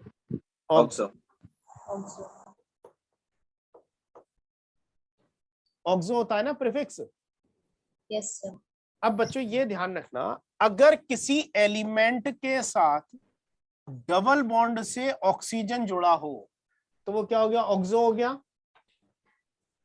Double bond O linkage को मैं क्या नाम दे रहा हूं? Oxo linkage. Yes sir. Double bond O linkage है, और इसी एलिमेंट के साथ एक O और H जुड़ा है। बाद में बाकी उसके अलावा कुछ और भी हो सकता है, मतलब इसकी वैलेंसी अगर 3 है, 5 है, 7 है, 6 है, जो भी है वो और कोई सेटिस्फाई कर रहा होगा, एटलीस्ट एक डबल बॉन्ड और एक OH होना चाहिए। डबल बॉन्ड O है तो ये क्या हो गया? ऑक्सो। और बच्चों ये कंपाउंड जब टूटेगा तो क्या बनाएगा? E double bond O minus plus H plus बना लेगा या नहीं? Yes sir. Yes sir.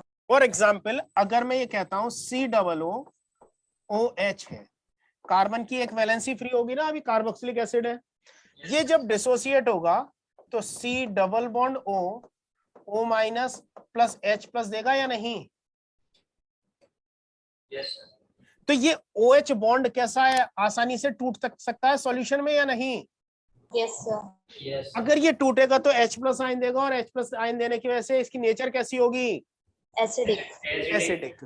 तो एक कंपाउंड ऐसा जहां पर एलिमेंट ऑक्सीजन के बीच में एक ऑक्सीजन लिंकेज हो, means double bond O system हो, और साथ में एक OH ग्रुप ऐसा हो जो उसके एसिडिक नेचर के लिए रेस्पॉन्सिबल हो, तो ऐसे कंपाउंड को हम ऑक्सो एसिड कह देंगे या नहीं? बिल्कुल सर। बात समझ में आ गई बच्चों? Yes sir. तो क्या मैं ये कह सकता हूं कि हमारे पास कार्बोक्सिलिक एसिड हो या कार्बोनिक एसिड, दोनों ही ऑक्सो एसिड है? Yes sir. क्या बच्चों कार्बोक्सिलिक एसिड और कार्बोनिक एसिड दोनों ही ऑक्सो एसिड है या नहीं? सर एक बार स्ट्रक्चर बनाता हूं। अरे कार्बोक्सिलिक एसिड का स्ट्रक्चर नहीं पता यार तुम्हें? हद हो गई। नहीं सर, कार्बोक्सिलिक नहीं है सर। क्यों? ये कार्बोक्सिलिक एसिड ऑक्सो एसिड नहीं है? सर है सर। फिर सर कार्बोनिक का बना दो स्ट्रक्चर। कार्बोनिक एसिड बच्चों H2CO3, CO2 को वाटर में डिसॉल्व कर दिया, H2CO3, उसका स्ट्रक्चर भी नहीं बना सकते। नहीं सर वो तो हो जाएगा, वो पता नहीं था कि वो कार्बोनिक होता है। शाबाश, समझ में आ गया। कार्बोनिक ऑक्सो एसिड कौन से हैं? Yes sir. क्या H2SO4 ऑक्सो एसिड है या नहीं? सल्फ्यूरिक एसिड ऑक्सो एसिड होगा या नहीं? यस सर होगा। सर होगा। पक्का? Yes sir. टीम आगरा। अबे नहीं होता सर। वेरी गुड, नहीं होता। इंद्रापुरम से क्यों नहीं होता? क्या उसके पास OH है या नहीं? Sulphuric No, sir. एसिड में नहीं है। होगा।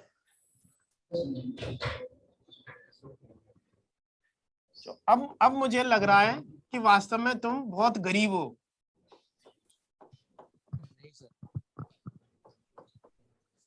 ये है ना H2SO4 का स्ट्रक्चर।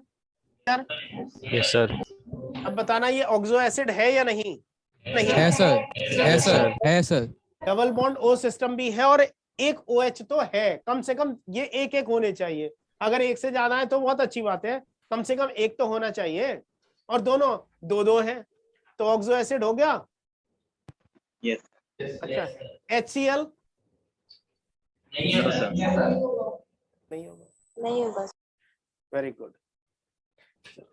ऑक्सो एसिड समझ में आ गए तो बहुत अच्छी बात है। अगर मैं फास्फोरस के ऑक्सो एसिड की बात करूं तो P डबल बॉन्ड O और एक OH तो होगा ही ना? Yes sir, yes sir. Suryansh, बच्चे क्लास की स्पीड धीरे हो सकती है, ऑलरेडी मैं बहुत धीरे हूँ। नहीं सर, एक्चुअली सर थोड़ा सा तेज हो रहा है सर स्पीड क्लास। तो बच्चे थोड़ा तो तुम्हें भी स्पीड बढ़ानी पड़ेगी ना, गियर अप करना पड़ेगा। ऑलरेडी सही है स्पीड। ऑलरेडी मैं बहुत स्लो हूँ बच्चों, ऑलरेडी बहुत स्लो हूँ।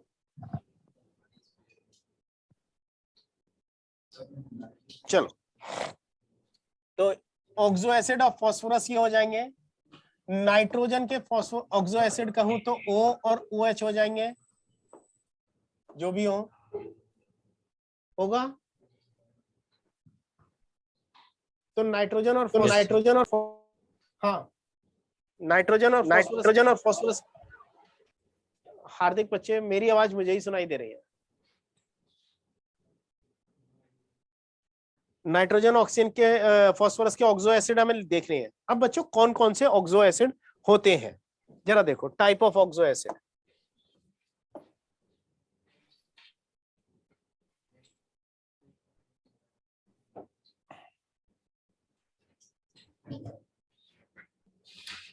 चलो एक सेकेंड बच्चों, ऑक्सो एसिड ऑफ फास्फोरस बता रहा हूं बच्चों, और उससे ही मैं तुम्हें सारी चीज क्लियर करता चलूंगा। देखना, oxo acids of phosphorus, oxo acid of phosphorus. बच्चों मेरे पास 3 ऑक्सो एसिड है। पहला है H3PO2, दूसरा है H3PO3 और तीसरा है H3PO4। बच्चों इनके स्ट्रक्चर बनाना बहुत आसान है। देखो, सबसे पहले मैं स्ट्रक्चर बनाऊंगा तो P डबल बॉन्ड O और एक OH तो बनाऊंगा ही ना। ऑक्सो एसिड है तो ये तो होगा ही। Yes sir. इसके अलावा क्या होगा देखना, H3PO2 में मैंने कितने ऑक्सीजन यूज कर लिए हैं? दो, और 2 ही तो थे। यस। और हाइड्रोजन 3 थे, उसमें से 1 यूज कर लिया है, कंज्यूम कर लिया। अभी कितने हाइड्रोजन बच गए? 2।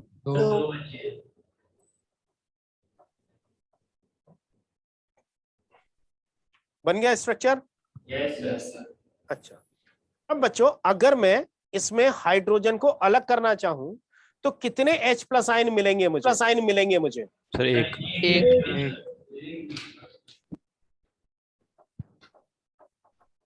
बेसिसिटी कितनी हो जाएगी बच्चों इसकी? 1 मोनोबेसिक एसिड। अगर मैं H3PO3 लिखता हूं तो P double bond O OH। अब इसमें मुझे क्या चीज और जोड़नी है? 2 हाइड्रोजन और 1 ऑक्सीजन और जोड़ना है। सर एक OH और एक H बन जाएगा। Yes sir. बेसिसिटी 2 हो जाएगी। Yes, sir. Yes.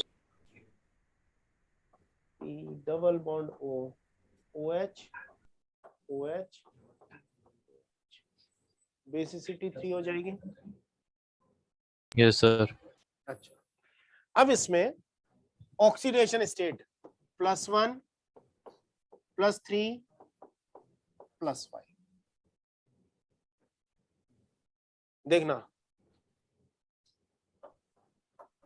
Higher oxidation state अगर है तो ऑक्सो एसिड विल बी एक एसिड। ऑक्सो एसिड कौन सा एसिड होगा? वो हायर ऑक्सीडेशन स्टेट में है तब एक एसिड। और अगर लोअर ऑक्सीडेशन स्टेट में है तो वो ऑक्सो एसिड कौन सा होगा?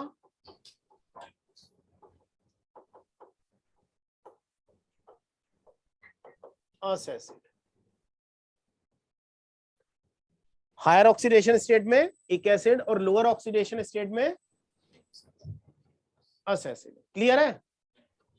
Yes, sir. अच्छा, तो ये H3PO4 वाला एक एसिड होगा या अस एसिड होगा? एक एसिड होगा। एक एसिड। तो इसका नाम है, सिंपल हम इसको लिख सकते हैं ऑर्थो। कुछ नहीं है तो हम इसको ऑर्थो लिख रहे हैं, कुछ भी नहीं है, नॉर्मल है तो ortho phosphoric acid, ortho phosphoric acid. Lower oxidation state, lower stable oxidation state +3 है, इसका नाम हो जाएगा ऑर्थो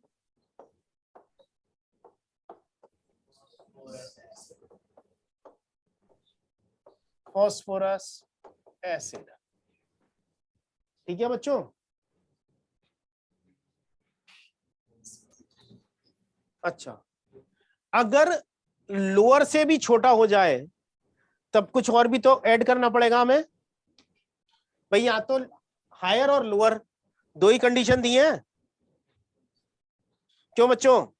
सर अगर लोअर से कम हो जाए तब हम प्रीफिक्स लगाते हैं हाइपो। लोअर से भी छोटा हो जाएगा तब क्या लगाएंगे? हाइपो। तो इसका नाम क्या हो गया? हाइपो।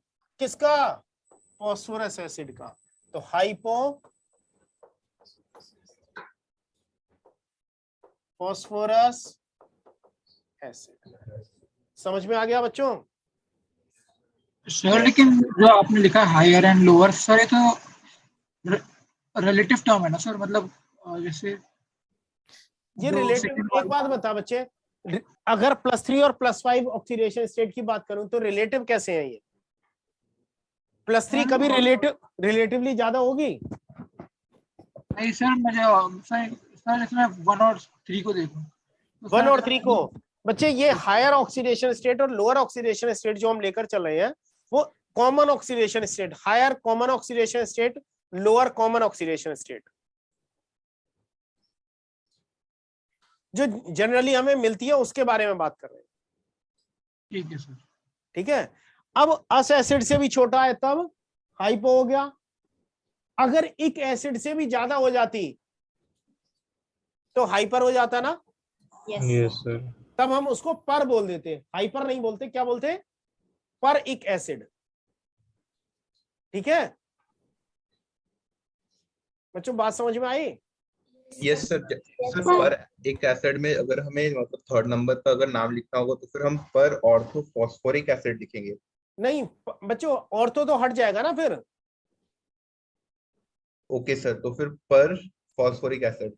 हाँ, लेकिन वो होता ही नहीं है, वो होता ही नहीं है सर, वो एग्जिस्ट नहीं करता। बच्चे। एक बात बताओ, फॉस्फोरस क्या +5 से ज्यादा ऑक्सीडेशन स्टेट शो कर सकता है? नहीं सर। तो कर ही नहीं सकता, तो पर एसिड कैसे बनाओगे? Okay sir. सर ये हम ऑर्थो मेटा कब लगाते हैं? अभी बच्चे, अभी तो मैंने ऑर्थो बताया कि अगर नॉर्मल है तो उसके लिए हम क्या लगा रहे हैं? ऑर्थो। Sir Meta. बच्चे आदित्य तुमने पूछा नहीं है? Yes sir. अगर मैं नॉर्मली बात करूं तो तुम्हारे नाम में मिस्टर लगाया जा सकता है या नहीं? Yes sir. मिस्टर बस एक तुम्हें एक सिंबॉलिक वो दे रहा है ना, रिगार्ड। Yes sir. अच्छा, तो मिस्टर तो किसी के भी मतलब किसी भी मेल के नाम में लगाया जा सकता है नॉर्मली। Yes sir. तो नॉर्मल कंडीशन में अगर कुछ है तो उसमें हम क्या लगा रहे हैं मिस्टर की जगह ऑक्सो एसिड में ऑर्थो। ऑर्थो। तो हम सल्फ्यूरिक एसिड कहने की जगह ऑर्थो सल्फ्यूरिक एसिड कहें तो बात सही है, कोई फर्क नहीं पड़ेगा। ठीक है। और सर मेटा? अभी मेटा पर आऊंगा बच्चे, मेटा पैरा वो मेटा और पायरो दोनों पर आऊंगा। ठीक है। चलो सर सर आपने हाँ सर आपने हायर से हायर में क्या बताया था, क्या नाम लगाते हैं?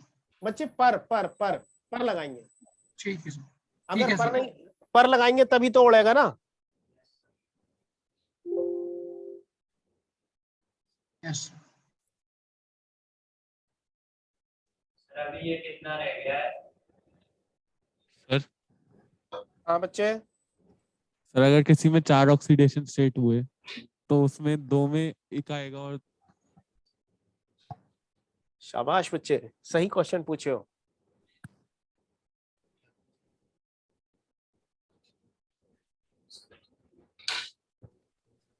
चलो अब बच्चों तुम्हारा जो कंफ्यूजन है वो दूर कर देता हूं। इन एसिड्स को आगे बाद में लेकर जाऊंगा, पहले थोड़ा सा और आगे निकल जाता हूं। ग्रुप 17 के ऑक्सो एसिड देखना, HClO, HClO2, HClO3, HClO4। Oxidation state of chlorine क्या है? +1, +3, +5, +7।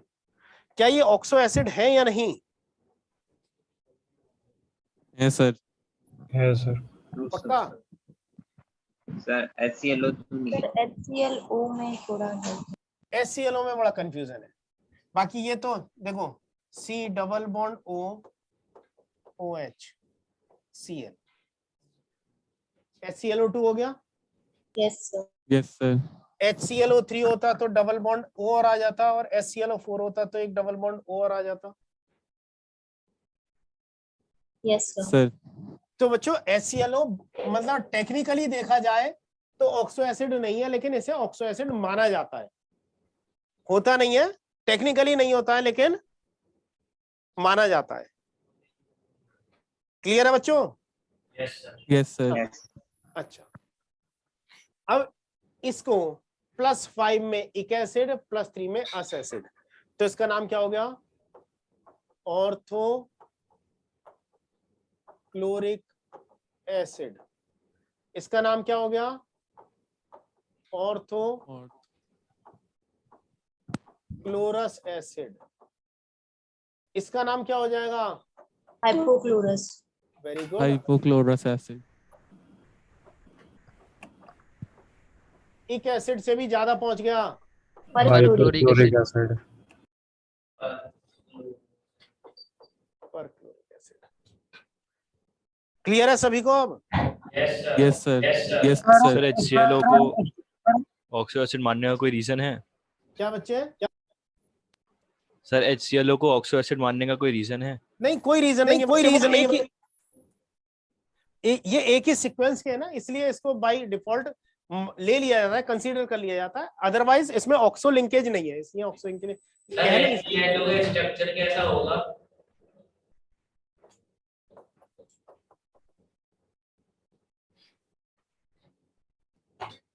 सर हमने +7 वाले को ऑर्थो क्लोरिक क्यों नहीं कहा, तो उसको पर क्यों कहा? बच्चे ये वाला है ना हमारा lower common oxidation state, higher common oxidation, उससे भी आगे चला गया तो इसलिए पर हो गया, पर लग गया, हाइपर हो गया ना। सर इसके लिए हायर कॉमन +7 नहीं होना चाहिए? नहीं बच्चे, कॉमन नहीं, ये मतलब आईयूपैक ने ऐसा मान लिया है अब। +5 को हायर। हाँ सर तो हमेशा हमें 5 पे इक लगाना है और 3 पे अस लगाना है। अस लगाना है क्लोरीन मतलब हेलो एसिड के लिए, ऑक्सो एसिड ऑफ हेलोजन के लिए। ठीक है सर। ठीक है बच्चों? चलो बच्चों, ये मैंने यहाँ बता दिया, मैं दोबारा हेलो ग्रुप 17 में इनको कवर नहीं करूंगा।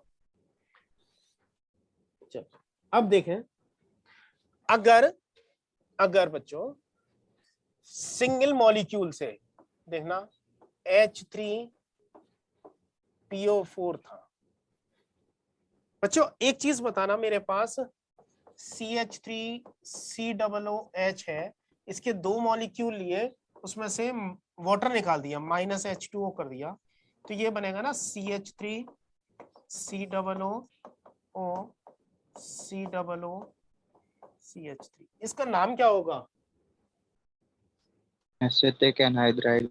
Very good, this is acetic anhydride. तो अगर 2 मॉलिक्यूल में से वाटर निकलते हैं तो क्या बनता है? एनहाइड्राइड। एनहाइड्राइड। ऑर्गेनिक में इनऑर्गेनिक में बच्चों हम एनहाइड्राइड ना कहकर क्या बोलेंगे? पायरो। एनहाइड्राइड ना बोलकर क्या बोलेंगे बच्चों? पायरो। अगर मैंने इसके 2 मॉलिक्यूल लिए और 2 मॉलिक्यूल में से -H2O कर दिया, तो ये क्या बन जाएगा? H4P2O7 बन जाएगा या नहीं? देखो H6P2O8 था, वाटर निकाल दिया तो H4P2O7 बन जाएगा। Yes sir. अच्छा, अब इसका स्ट्रक्चर देखना, P double bond O OH OH O P O OH होगा स्ट्रक्चर बच्चों यही। Yes sir. क्यों ऐसा है जरा ध्यान दें।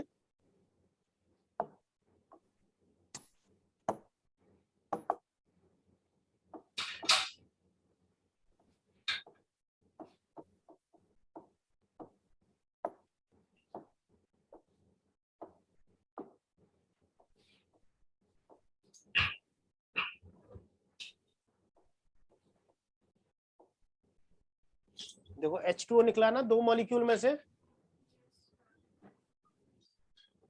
देखो H3PO3 थे, 2 में से एक वाटर मॉलिक्यूल निकाल रहा हूं ना मैं ये। Yes sir. तो ऑक्सी लिंकेज आ जाएगी बीच में, दोनों के बीच में एक ऑक्सीजन लिंकेज आ जाएगी या नहीं? Yes sir. तो ये कौन सा बन गया? Pyrophosphoric acid. पायरो। कौन सा एसिड था? एक एसिड था, तो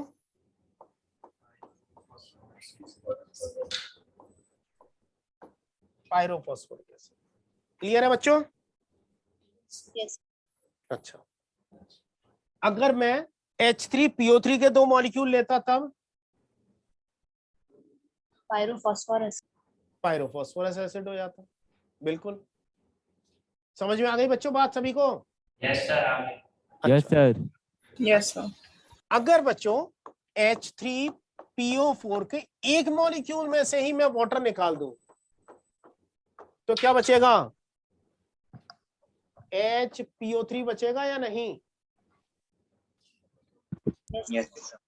अब इसके n मॉलिक्यूल मैंने लिए थे, ये मोनोमर में फॉर्म एग्जिस्ट नहीं कर सकता, पॉलीमेरिक फॉर्म में एग्जिस्ट करता है। अगर सिंगल मॉलिक्यूल में से वाटर निकल रहा है तो इसको हम बोलते हैं मेटा।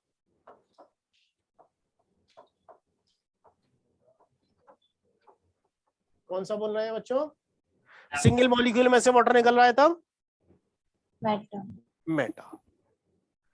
तो अगर इस HPO3 की बात करूं तो मेटा फॉस्फोरिक एसिड, और फॉस्फोरस 4 बॉन्ड बनाएगा बच्चों, देखना P double bond O HPO3 तो यही होगा ना, OH डबल बॉन्ड O, ऐसा ही बनना चाहिए, ऐसा बनना चाहिए ना HPO3। Yes sir. लेकिन ऐसा बना नहीं सकते क्योंकि फास्फोरस को sp3 हाइब्रिडाइजेशन में रहना है। तो यहां पर ये दूसरे मॉलिक्यूल के साथ क्या करेगा? ऑक्सीजन शेयर करेगा। देखना कैसे शेयर करवाऊंगा। P double O OH P double O OH P double O OH और O। बच्चों यहां पर ये डबल बॉन्ड थे, यही थे ना। अब क्या हो रहा है, ये डबल बॉन्ड गायब हो रहे हैं और ये आपस में शेयर हो जा रहे हैं। देखो फास्फोरस sp3 हाइब्रिडाइज्ड होगा या नहीं। अब कितने phosphoric acid, metaphosphoric acid molecule जुड़े हैं एक दूसरे के साथ?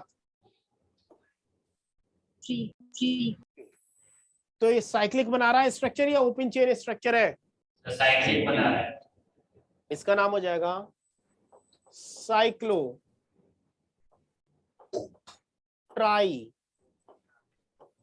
मेटा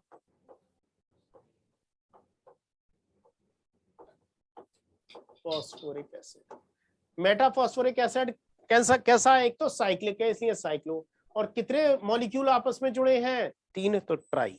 तो साइक्लो ट्राई मेटाफॉस्फोरिक एसिड, नाम समझ में आ गया? Yes sir. अगर ये 4 मॉलिक्यूल जुड़ जाते तब तो उसका नाम क्या हो जाता? 4 अगर साइकिल रिंग फॉर्म करते तब साइक्लोटेट्रा मेटाफॉस्फोरिक एसिड हो जाता। अगर ये रिंग फॉर्म ना करके पॉलीमेरिक चेन बना लेते, साइक्लो हटा देते तो साइक्लो, तो पॉलीमेटाफॉस्फोरिक एसिड हो जाता। अब इसकी बेसिसिटी कितनी होगी साइक्लोमेटा ट्राइफॉस्फोरिक एसिड की? 3। साइक्लोटेट्रा मेटाफॉस्फोरिक एसिड की बेसिसिटी कितनी हो जाएगी? 4। पॉलीमेटाफॉस्फोरिक एसिड की? पॉली बहुत सारे हो जाएंगे, जितने H+ निकल सकते हैं उतनी उसकी बेसिसिटी हो जाएगी। क्या इसमें पीओपी लिंकेज है? Yes sir. कितनी है? 3। तो ट्राई मेटाफॉस्फोरिक एसिड है तो 3 पीओपी लिंकेज है। अगर टेट्रा होता तब 4। अगर पॉली होता तब सर n नंबर n-1 होती बच्चे, क्योंकि लास्ट में चेन मिल नहीं पा रही है ना, ओके सर। तो n-1 होती। बात समझ में आ गई सभी को? नहीं यस सर। सर n-1 कैसे? बच्चे रिंग फॉर्म होगी तब देखना। अगर मैं ये कहूं यहां पर रिंग फॉर्म नहीं हो रही है तब तो 2 ही रह जाती ना। Yes sir. साइक्लिक है तब 3 है। अगर ओपन चेन होता तो एक रिंग वाला खत्म हो जाता ना लिंकेज। तो पॉलीमेटा होता, साइक्लिक नहीं होता, तब तो जितने मेटाफॉस्फोरिक एसिड आपस में चेन में जुड़े हैं उनमें से एक कम रह जाती ना। Yes sir. तो इसलिए n-1 होती। सर। हाँ बच्चे। सर अपन ने हाइपोफॉस्फोरस एसिड का एनहाइड्राइड नहीं देखा, उसका नहीं होता क्या? नहीं बच्चे, हाइपोफॉस्फोरस एसिड का एनहाइड्राइड नहीं होता। Okay sir. सर इसकी बेसिसिटी 3 है ना? इसकी बेसिसिटी 3 है, बिल्कुल सही। आज अभी आपने 4 बोली। क्या बच्चे? अभी आपने 4 बोली।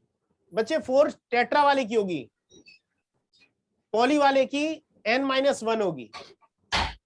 सर अगर पॉलीमेरिक फॉर्म हुई तो भी सर अगर पॉलीमेरिक फॉर्म हुई तो जो बेसिसिटी है वो तब भी n के बराबर होगी या फिर n-1 के बराबर होगी? बच्चे वॉइस क्लियर नहीं है तेरी। सर अब आ रही है आवाज? हाँ बच्चे अब आ रही है। सर मैं कह रहा हूँ कि अगर पॉलीमेरिक फॉर्म हुई हाँ, तो जो बेसिसिटी होगी वो तब भी n के बराबर होगी या फिर n-1 के बराबर होगी? n+1 के बराबर होगी। n+1? हाँ सर ऐसा क्यों? बच्चे यहाँ पर एक HH और जुड़ जाएंगे ना। ठीक है सर। ठीक है, तो वो नहीं पूछा जाएगा बच्चे, वो पूछा नहीं जाएगा, परेशान मत होना। इसको बाईसाइक्लो भी बना सकते हैं ना, अगर एक और जोड़ दें H को हटा के वहां पर। क्या बच्चे ये हमें कोई क्रिएटिविटी नहीं चाहिए, यही हमारे सिलेबस का पार्ट है। बाईसाइक्लो एग्जिस्ट नहीं करता है। ठीक है। अब बच्चों एक चीज बताना, ये साइक्लो वो मेटा ऑर्थोमेटा पायरोपथ समझ में आ गए? Yes sir. Yes sir. अब मैं कह रहा हूं P double bond O OH H P double O OH OH। इसी को मैं दूसरा नाम लिख रहा हूं बच्चों, इसका मॉलिक्यूलर फॉर्मूला हो जाएगा H4P2O6। इसमें फास्फोरस की ऑक्सीडेशन स्टेट बताओ बच्चों। +4। Very good, +4। क्लियर है बच्चों सभी को? Yes sir. अच्छा, अब जरा बच्चों बताना, +3 +5 के बीच में आ रही है ना, अब इसका नाम क्या होगा?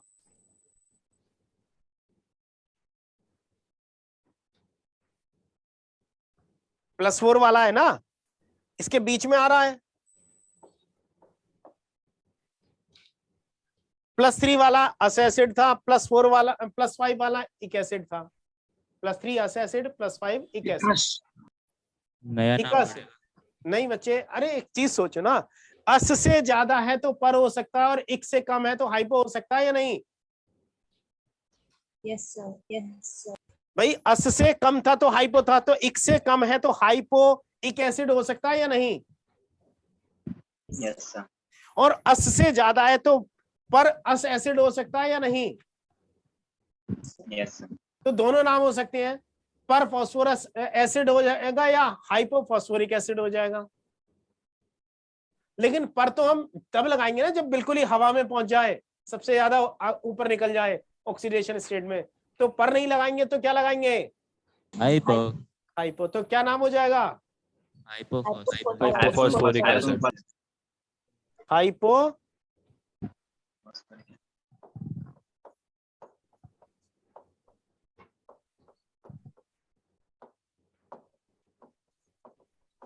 Phosphoric acid. क्लियर है बच्चों?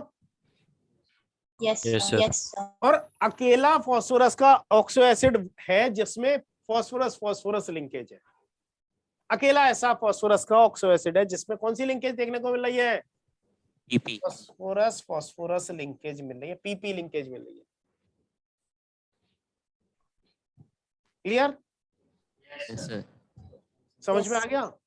Yes sir. चलो अच्छा, ये ऑक्सी नहीं है, ऑक्सो होगा, ऑक्सो एसिड। ये सारे नाम वही दिए हुए हैं। कैसे बनेंगे? व्हाइट फास्फोरस की एल्कली के साथ रिएक्शन कराएंगे तो H3PO2 बनता है।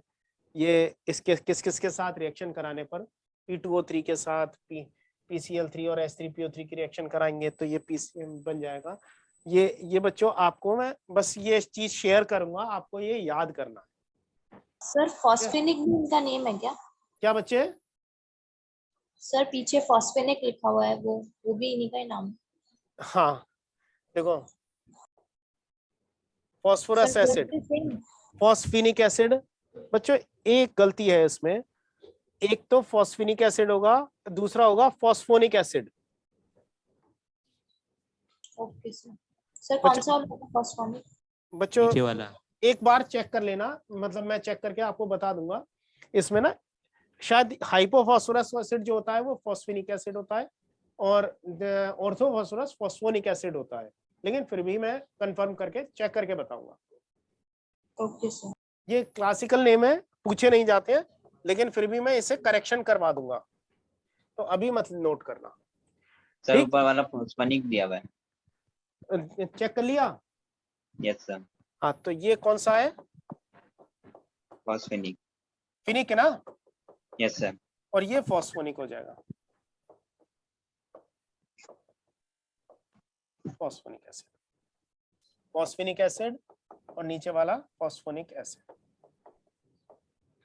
ठीक। अब बच्चों oxo acid of nitrogen HNO3 nitric acid कहे या ऑर्थो नाइट्रिक एसिड कहे, एक ही बात है। HNO3 में नाइट्रोजन +5 ऑक्सीडेशन स्टेट में है, HNO2 में +3 ऑक्सीडेशन स्टेट में है, तो नाइट्रस एसिड हो जाएगा या ortho nitrous acid. H2N2O2 nitrogen की ऑक्सीडेशन स्टेट बच्चों +1 है। Yes sir. यस तो सर। Hyponitrous acid. अब कोरिलेट कर सकते हो नाम को। Yes sir. लेकिन क्या देखने को मिल रहा है? क्या ये ऑक्सो एसिड की कैटेगरी में होने लायक है? No sir, no sir. उन्हें लायक तो नहीं है लेकिन रखा जा रहा है, ठीक है। HNO4 में एक ऑक्सीजन ऑक्सीजन लिंकेज मिल रही है, दिस इज पर ऑक्सी लिंकेज।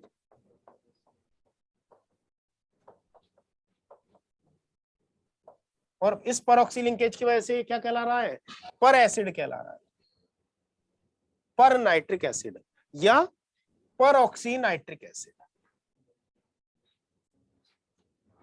सर ऑक्सी और ऑक्सो में कुछ फर्क होता है? क्या बच्चे? ऑक्सी और ऑक्सो में कुछ फर्क होता है? बच्चे ये ऑक्सो है, ऑक्सी लिखा गया है, होते ये ऑक्सो एसिड है। अच्छा, ऑक्सो लिंकेज होती है ना, किसी एलिमेंट के डबल बॉन्ड के साथ ओ जुड़ा हो तो ऑक्सो लिंकेज होती है, ऑक्सी लिंकेज नहीं होती, ठीक है। इसका कोई रीजन है कि ये ऑक्सो एसिड में है नहीं फिर भी रखे जा रहे हैं? क्या बच्चे? सर ये जो आपने अभी 3rd नंबर वाला कंपाउंड बताया था, ये है नहीं ऑक्सो एसिड फिर भी रखे जा रहे हैं, इसका कोई रीजन है? और कोई नहीं, और कोई रीजन नहीं है बच्चों, बस सेम कैटेगरी में है ना, सेम फैमिली के मेंबर है, इसलिए उन्हें एक साथ रख दिया गया है, इसलिए रख दिया गया है, कोई रीजन नहीं है। ठीक है। टेक्निकली अगर हम बात करें तब इसे फैमिली से बाहर निकाला जाएगा। मैं ऐसे समझ लो, एक परिवार ऐसा है जिसमें सब प्योर वेजिटेरियन है, अंडा भी नहीं खाते हैं, लेकिन उसी फैमिली का एक मेंबर फुल्ली कार्निवोरस है, ओमनिवोरस भी नहीं है, कार्निवोरस है, 24 घंटे नॉनवेज खाता है, जब भी खाने का मन करेगा नॉनवेज खा रहा है, तो उसे फैमिली में रखना चाहिए, निकाल देना चाहिए? निकाल देना चाहिए ना। Yes sir, yes. लेकिन फिर भी वो फैमिली का मेंबर तो रहेगा, तो उसकी प्रॉपर्टी जो है फैमिली से मैच नहीं कर रही, फिर भी उससे रखा जा रहा है। चलो, अगर यहां पर देखना HNO2 है, मींस परऑक्सी लिंकेज है, तो परऑक्सी नाइट्रस एसिड हो जाएगा ये, ठीक है। यस बस बच्चों, फास्फोरस के एसिड हो गए, फास्फोरिक एसिड के स्ट्रक्चर हो गए। ऑक्सो एसिड का पर्टिकुलरली वर्क में यूज किए जाते हैं? क्या बच्चे? सर ऑक्सो एसिड का कोई पर्टिकुलर वर्क होता है? ऑक्सो एसिड का पर्टिकुलर वर्क बच्चे, हर एक चीज का ना अपना एक रोल है, कहीं उसकी जरूरत होगी उसे यूज करेंगे। सर इनको ऑक्सो एसिड की फैमिली में क्यों रखा गया सबको? किनको? सर ये O double bond OH।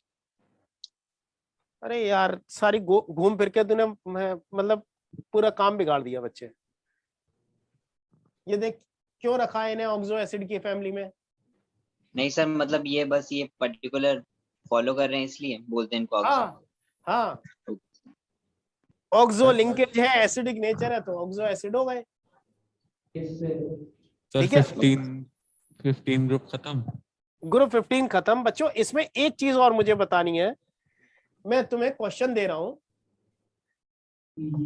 H3PO2, H3PO3 और H3PO4 में फास्फोरस की ऑक्सीडेशन स्टेट +1, +3, +5 है। Yes sir. एसिडिक स्ट्रेंथ का ऑर्डर क्या होगा?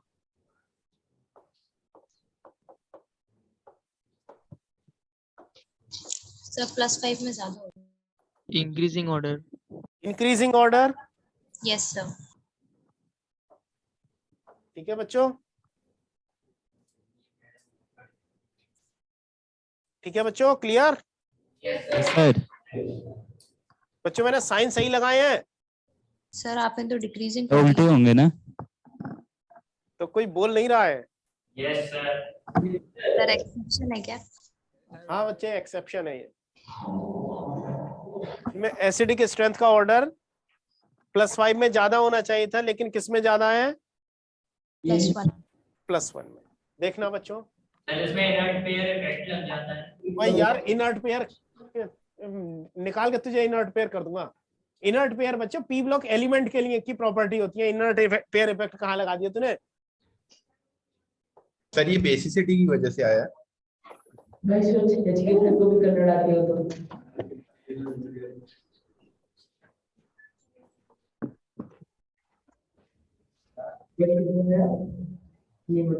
H3PO3 दो बार लिखा है ऊपर। H3PO